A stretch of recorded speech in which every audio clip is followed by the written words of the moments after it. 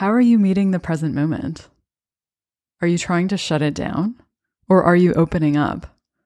You're listening to Pure Light, where we explore how you can believe in yourself and be happy with who you are. My name is Ailey. I'm a coach, writer, and yoga and meditation teacher. This is episode 139. So after the last episode with Leo, when we were talking about embracing uncertainty, there was one thing that really stood out to me as something that I wanted to expand on, which is the idea about how you meet the discomfort of your experience.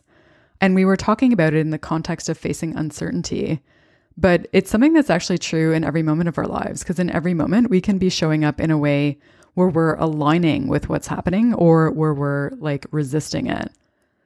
So a couple of months ago, I was on a Zoom call for my mastermind. This is actually Leo's mastermind. And for about 2 days leading up to that call, I had felt like I really needed to have a breakdown, like an emotional meltdown of some kind. It's almost like, when you see clouds on the horizon and you can tell that a storm's brewing, that's what it felt like inside me. And there was an opportunity to get coaching on the call.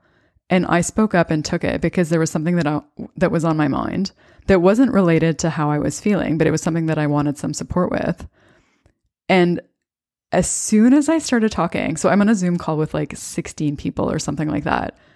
The moment I started talking, I was like, oh my God, it's happening now. The breakdown is happening now. Because it's when my mouth started moving, it opened up the channel for that emotion to start flowing or something like that. And so there was a split second where I debated hitting the button to leave the meeting and just bailing right after I had spoken up to take the space. But I was like, I can't do that. I can't do that. Because it felt like I would be abandoning the group and the commitments that I had made to the group. And so I ended up having a meltdown. So I'm on Zoom with all these people. I'm the one who has the space to speak, and I'm having a complete breakdown. I'm ugly crying. I'm barely able to speak. And I felt very safe and supported in that environment. And that's why I knew that I could do that there. I felt so much love and compassion from everyone. And it ended up being a really transformative experience for me because it made me realize that I was that comfortable with being vulnerable, which is a huge shift for me because I know previously, I would have totally shut that down or potentially not even spoken up or figured out a way to bail as soon as I knew that that was what was going to happen.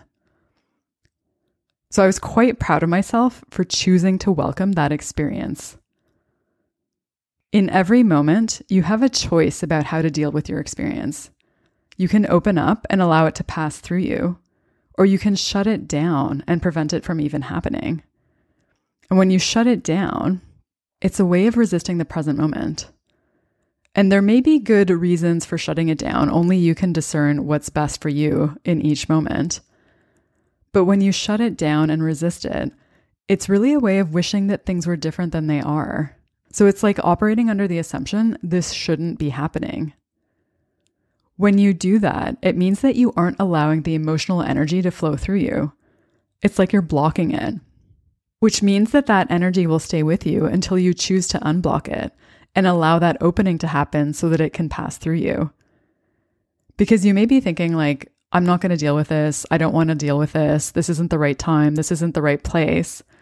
And some of those may be true, but that doesn't actually make it go away. It makes it become part of the emotional energy that you carry around in your energetic field or in your aura. If you constantly deal with your experience by resisting it or by rejecting it, it'll accumulate that energy and become emotional clutter, which I talked about in a much earlier episode.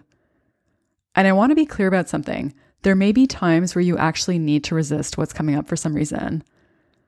For example, if I hadn't felt safe in that environment, it probably would have been safer for me to not do that and to find a way to express that emotion or allow it to pass through me elsewhere.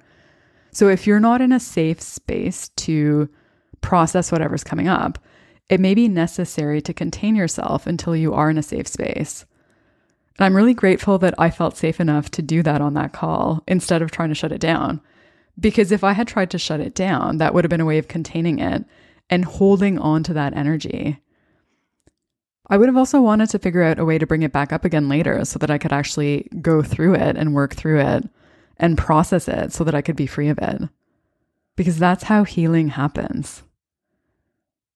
Every moment is an opportunity to choose to welcome your experience, no matter what it is, assuming you feel safe to do that, of course. When you do that, you deepen your connection to yourself because you're trusting the truth of your experience. You're also clearing and preventing emotional clutter and healing in that way. There's more to come on all this, so stay tuned. Thanks so much for listening. Until next time, may you be guided by your light.